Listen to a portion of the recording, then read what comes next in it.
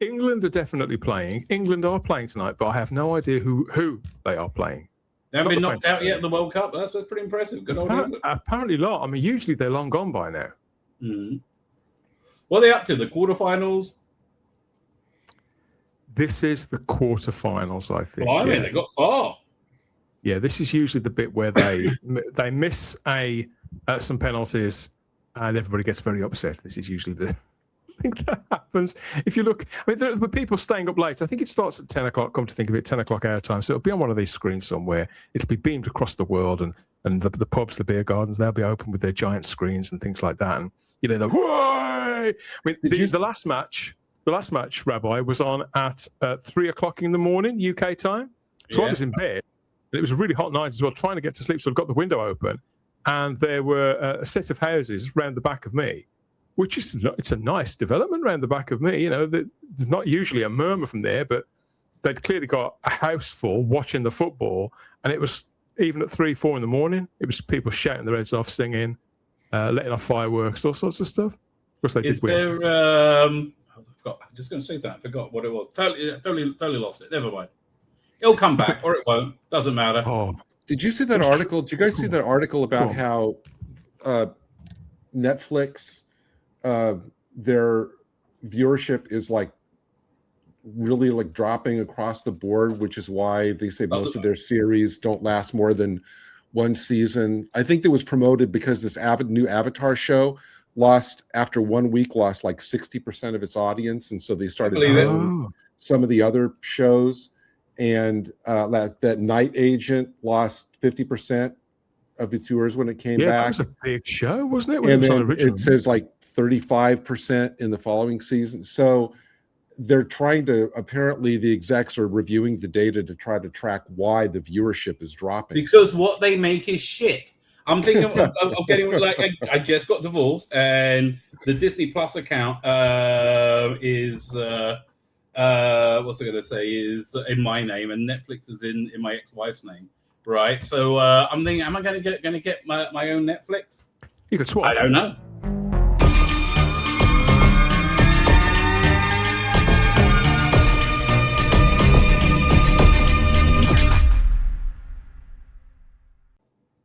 I have to say, I am really, really suffering. This seemed like a good idea at the time. I've got screen, because I have multiple screens, everybody, all around me when I do this, one for this, one for that one, and another thing coming out at the top, sort of lighting me up. And my God, I'm sweating like Fred West. I don't mind telling you. So I need to be.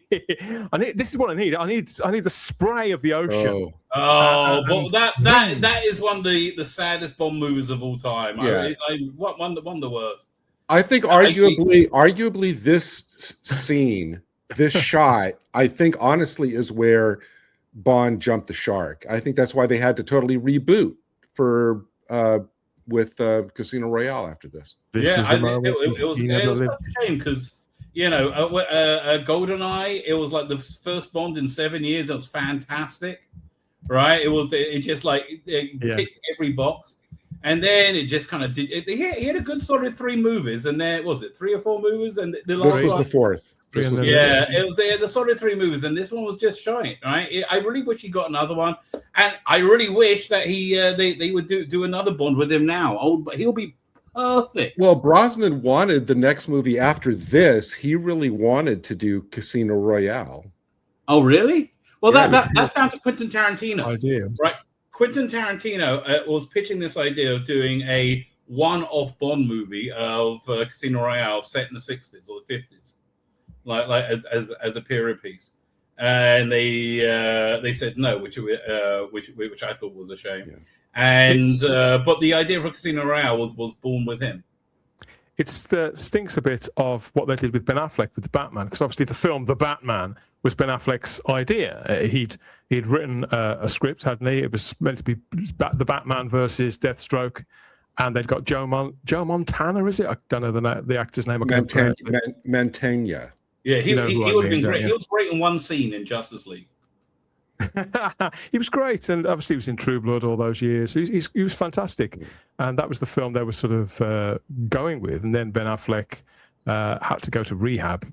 That's putting it mildly. Didn't he spend about a year, 18 months in rehab And was that while he's getting divorced or after he got divorced? From Jennifer Garner. I think he might have been during his divorce or just after his second marriage. That wasn't it? Was it his second? And Richard Brooks. This is the movie that had the invisible car.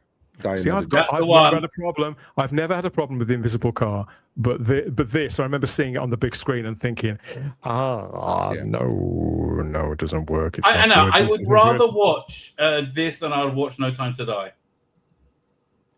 Oh, I would, yeah. I would. No Time to Die was just long, and I'm convinced it was completely recut before it was released. I hated the Madonna song from this movie, though. It wasn't really a song, was it? It was more sort of. It was more a chant, really. It was like it was interesting. It was interesting putting like story beats in the graphics. That was interesting. There was plenty of good ideas in Die Another Day. There was I haven't got a problem with most of the film, to tell you the truth, but unfortunately the things in it that stand out for the wrong reasons, they were enough for people to lose its spell, to not be able to invest in it, and that's how we ended up where we were, I suppose. According to 4069 in the live chat, England are playing Norway at 10 p.m. British summertime in Miami in the quarterfinals, and Norway vanquished Brazil. Wow, Brazil are out too. See, I don't know much about football. Believe it or not, Brazil used to be a big noise. They're always a big noise. I have a question before we depart, Bond. What do you gents think about the feasibility of the idea that pops up from time to time about doing the next Bond as a period piece? I love it. I've always loved that idea. And honestly, this is what I think Amazon should be doing. They should do a high-end streaming TV show as Bond in the 60s or the 50s, whenever it was, right? And have that as a TV show. And then, but you should keep the Bond movies as the contemporary in the cinema.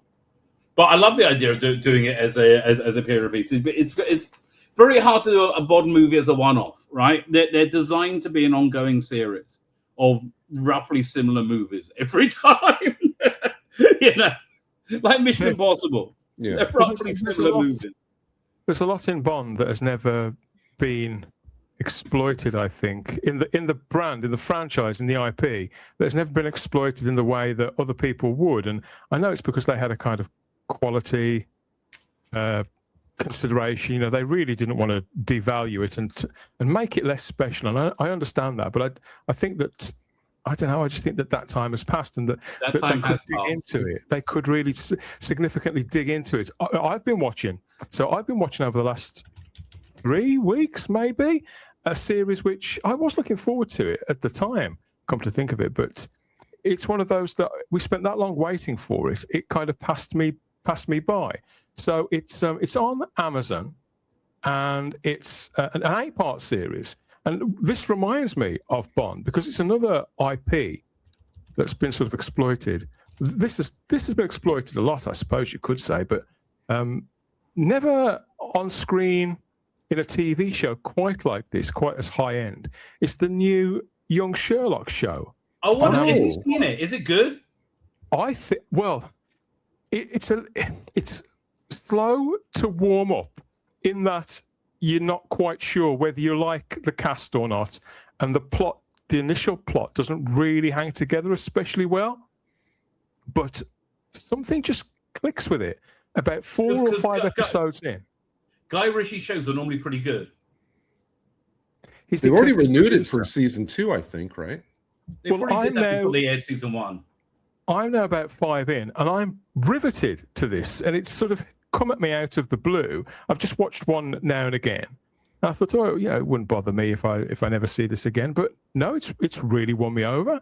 But looking at this and the idea of a Bond, because obviously this is Sherlock Holmes on the TV and told in a kind of long form. Steve Thompson, who wrote some of the BBC Sherlock show with Moffat and Gatiss, he's also a co-writer and co-producer on this. It's got that. It's got Guy Ritchie executive producing. So there's a lot of Holmes DNA, of 21st century Holmes DNA in this. But and there are things about it I don't like, of course, but it's an interesting show with a good, solid cast of people. It's got lots of young up-and-coming actors and actresses in it who I had never seen before, and they're surrounded by good people like Joseph Fiennes and Natasha McElhone, is it?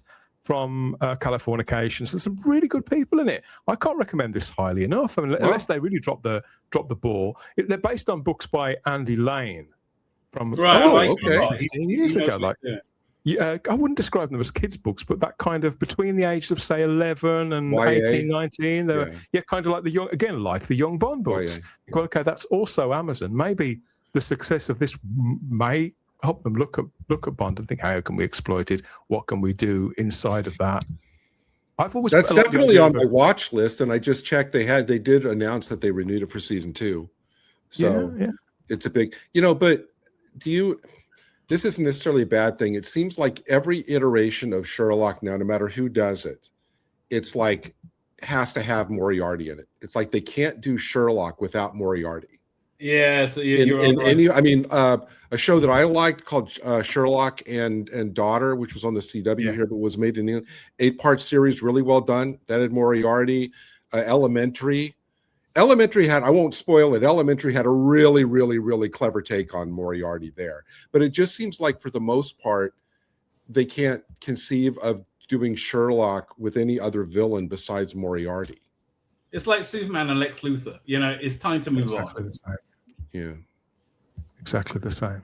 Well, with Superman, though, you could have like Brainiac, Metallo. There's so much you could have, but they don't. No, I wish I could move on. I wish I could move on from this. My God, it is roasting, and I know that people are getting probably quite sick of British people moaning about the weather, but in our defense, we have a heat spell like this once every 5 decades. It was 1976, the last one of these. So hopefully I won't be around for the next one. I think that's a fairly safe bet. That's always positive. So there is that. We've got people in the live chat. Thank you, everybody, for joining in. Richard Brooks, Stephen Braddock, Nicholas Horton, and Funky is back too. I was put off First Light, says Funky. That's the Bond game, which has been a huge hit, isn't it? Everybody's played this thing. I was put off First Light because I've never been keen on Bond origin stories. Well, they've only really done one before, haven't they, with Casino Royale. We haven't been inundated with Bond origins in the way we have. But I mean, we already know all the backstory we need to. I mean, his parents died. His parents died in the climbing accident. He went to boarding school, several, and all of that, and went to the Royal Navy. Was recruited. That's all we need to know. I think it's interesting how a secret agent gets sort of fashioned. And I could have done with 2 or 3 movies in a similar vein to Casino Royale myself, where Bond is sort of he's turned from that blunt instrument into a finely tuned killing machine sort of. I think that could have been good, but they moved it on quite quickly, didn't they? They chose to go with the revenge arc instead, and so it sort of worked, but it didn't. And Nicholas Horton is also struggling in the heat wave. We've got Ian Deers in the live chat. Ian, do you want to come on? It looks like yes. So everybody who's wondering where Chris the mighty Bolstrek is, he can't make it after all, it looks like, everybody, so he sends his apologies. So we're just going to see what happens, where the dice may fall. But Ian, if you want to come on, if you're at a loose end, mate, if you're too hot to concentrate on anything else, you'll be more than welcome. Headaches because of this heat wave, says Nicholas Horton. But Ian's there raving about Elementary. A lot of people like this. My brother really likes Elementary. Oh, it was so good. I really don't like it. So good. I tell you what, I've been thinking a lot in terms of detectives over the last 24 hours, largely, sadly, due to the loss of Anne Widdecombe. This has been playing on my mind. I mean, I was shocked. Oh, was she killed? I heard there was like a murder investigation going on. This poor woman has been murdered in her own home. By who knows who. Now, this story broke yesterday morning, and it was 78-year-old politician and media personality Anne Widdecombe has passed away. And you think, oh, that's so sad. But obviously, women in their late 70s, their 80s, expected to happen, right? They pop off. They do, and I didn't know the woman. I mean, I didn't know. I've never taken interest in her health. So I thought, oh, what a shame. Bless her heart. All that kind of thing. And then later on in the day, I went off and did various other things I got to do yesterday. And then I logged back in to hear it's announced that she'd been murdered. And it's just bizarre, isn't it? I mean, it really is bizarre. I mean, I know that murder is nothing new, but this public figure, this little old lady who's never harmed a fly, to be brutalized in her own home like that. I mean, what little they do know about it that's been spoken about, they know that she was hiding in her bathroom. They know that she'd laid there for 24 hours, so that they now think this happened on Wednesday. It's just horrible, absolutely horrible. And I went on X on Facebook to see what people were saying, and of course, obviously most people were sad, but most people are decent people, were commenting appropriately. But my God, some of the things that people were saying. I know, people are just awful. Some of the very worst things, some of the nastiest shit you could possibly imagine came from people in the Doctor Who community. Simply about her death? Yeah, that all sorts of stuff that I probably can't even repeat on YouTube, but they were celebrating not just her death. They celebrated Margaret Thatcher's death. This is what they want. They want the people they are opposed to, sort of as regards sort of values and worldview. They want them gone. They want them dead. Yes, 100%. These are sick people. It's like some people walked it back when it came out that she'd been killed by another person, but plenty of them doubled down on it. I believe you. Just the most unspeakable things. How I look at it, because Anne Widdecombe was a practicing Catholic, and as with most faiths, they've got some, some tenets to their faith, haven't they, which are part of accepting and walking the path of being a devout Catholic in the way that somebody would be a devout, insert whichever religion. Most religions have aspects to them whereby everything's sort of set in stone, how to sort of the path on which to walk a life aligned with that faith. And so that's what she'd done her whole life. But obviously, I mean, Catholicism, they don't agree with gay marriage and things like that. And so you'd got a lot of people from the alphabet community. No religion agrees with gay marriage. Yeah. The way it works over here when there's like a notorious, I mean, in the sense of, news grabbing death, murder, whether it be of a mother or a child or whoever, they're all over it. And then depending on who is initially arrested or suspected, the media will either embrace that and keep going with it, or they will completely ignore it. It all depends if the alleged perpetrator doesn't fit their narrative. Exactly. Okay. I'm not going to get more specific than that, but you all know what I'm talking about. Okay, so I'm going to make a guess that her death is either immigrant related or trans related. Well, they initially had somebody in custody who was, they arrested somebody, and that was that. It was reported that this was a white British national that they had in custody, but then it was announced this morning that man had been released. So he's obviously. I mean, they probably just saw a white British national and said, "Yeah, you're Nick's son."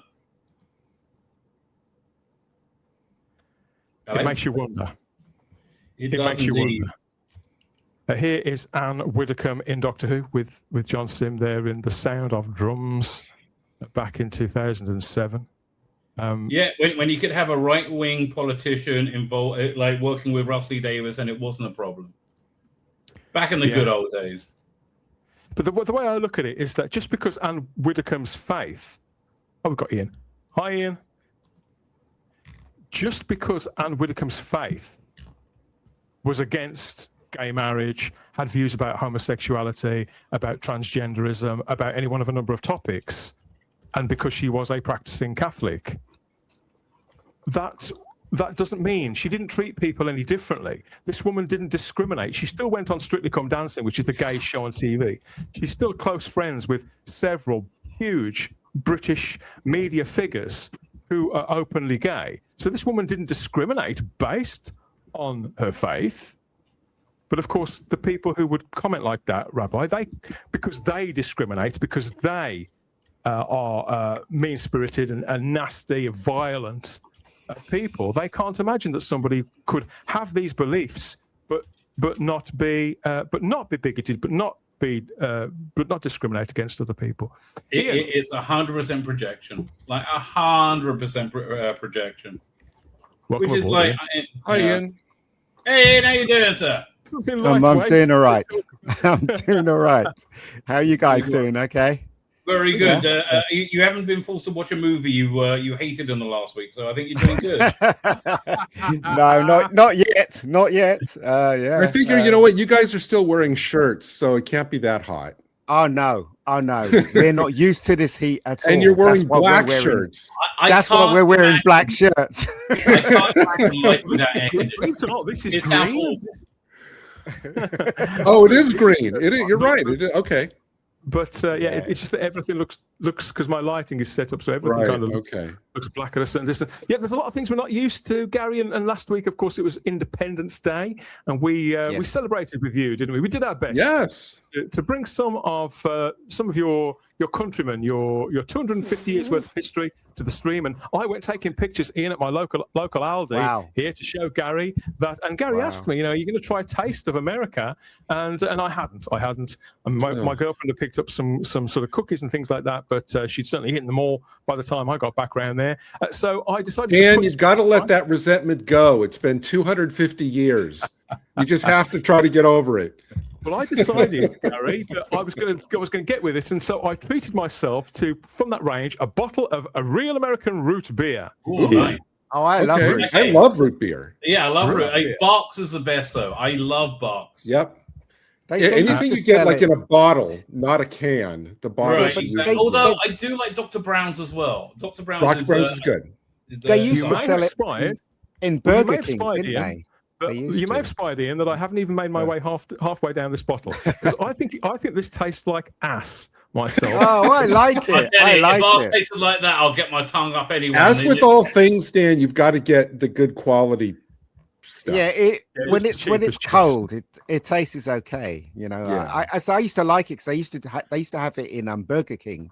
When Burger King actually hit England, they used to have it in there, and then suddenly it disappeared. Yeah, it disappeared. So, see, I would imagine that if you were to get, like, King Kong, if you were to go around the back end of King Kong and wring out all the fur from his arse, bring out all the bum sweat. That's what I can understand if you said it tastes like Pepto-Bismol, but I've never thought that tastes like ours. Yeah. Right. I know. Look, I mean, I remember on Star Trek, it was Deep Space Nine. They Quark compared the Federation to root beer.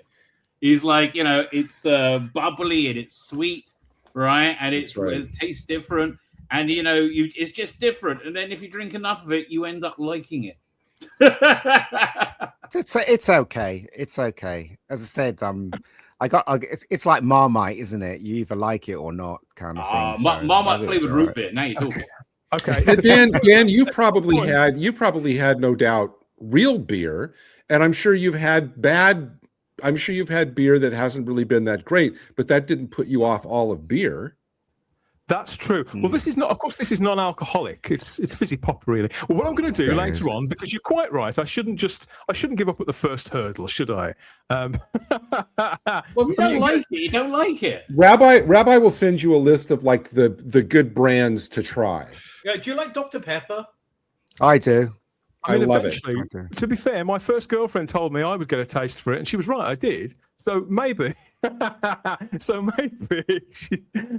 the same could be said of this. So I'll give that a try later on. We do have Chris in the live chat. He's here. Hey all, I will try and join as soon as I can with the world's most irritating story. So Chris, at least we know he's okay. We know you're okay, mate. So as long as you're safe.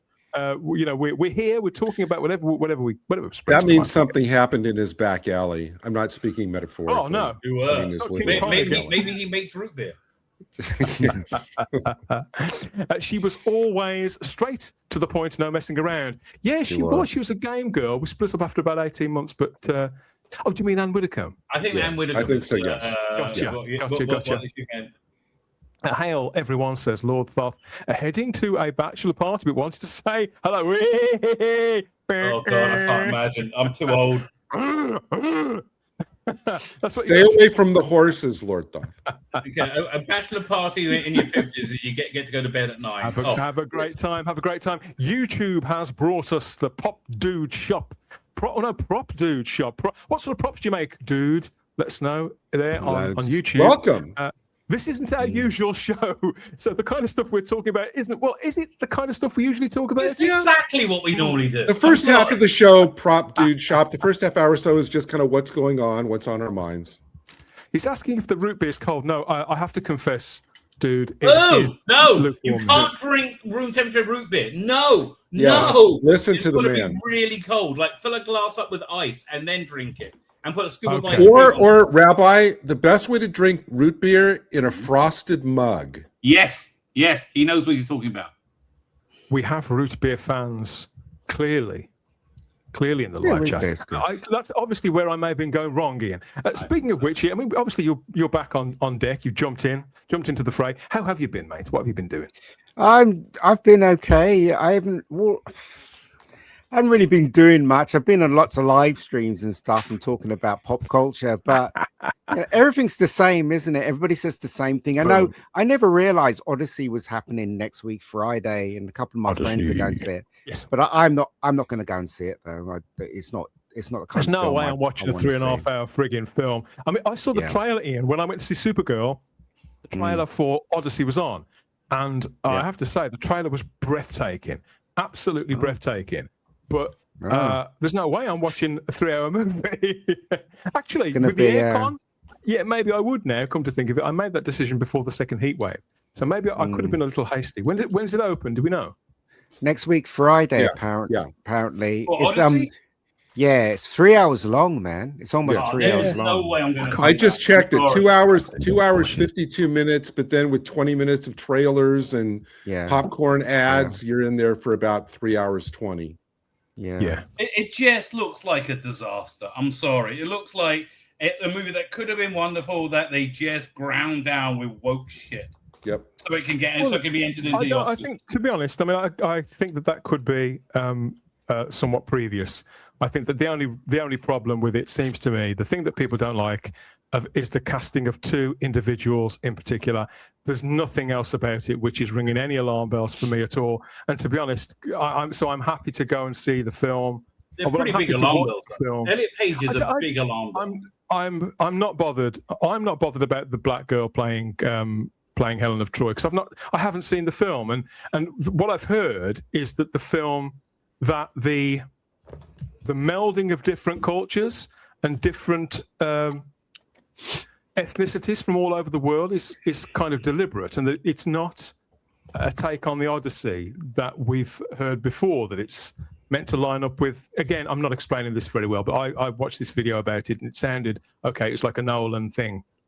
So apparently the approach to the Odyssey is like, okay, this story is X amount of years old. All these different cultures have interpreted it in all these different ways, and that's what Nolan's trying to do, to make something that's kind of like universal like that, rather than something that's sort of specific in old Hollywood. So I haven't got a. Again, I don't know if that's the case. It's just something I saw about Nolan. Isn't it based on? I mean, sorry, the thing. Isn't it? Sorry, mate. Isn't it? Yeah, isn't it based on a feminist novel based on so I don't know. Not that again, it might be. I've not heard. It is. My sister's a professor, a tenured professor in classics, right? And she's really intrigued to see it. But yeah, the translation is based on is essentially reviled in the academic world, from what I understand. And also, they like Elliot Page's character doesn't even come from the Odyssey; it comes from the Iliad. I don't know. It's all part of the.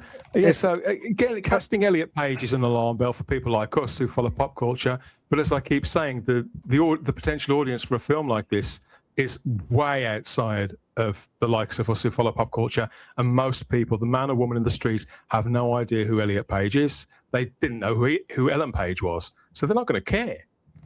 Yeah, but I think okay, the alarm bells are there for a reason. The alarm is the movie is going to be shit, right? Like Has Christopher Nolan made a shit film before? It depends. I haven't really been able to get through. What's the time travel one? Tenet. Memento? No, Tenet. Right, I've seen it once. Tenet, I didn't understand it. I thought it definitely makes sense. I just got to watch carefully and follow. And I meant to watch it again. I haven't really got through it. But yeah, he's made several films. He's made several films that I haven't liked. But would I say they were shit? No. No, but okay. Look at like the Batman, right? Matt Reeves. He's a good director, but you could really tell that was it Jeffrey Wright as Commissioner Gordon?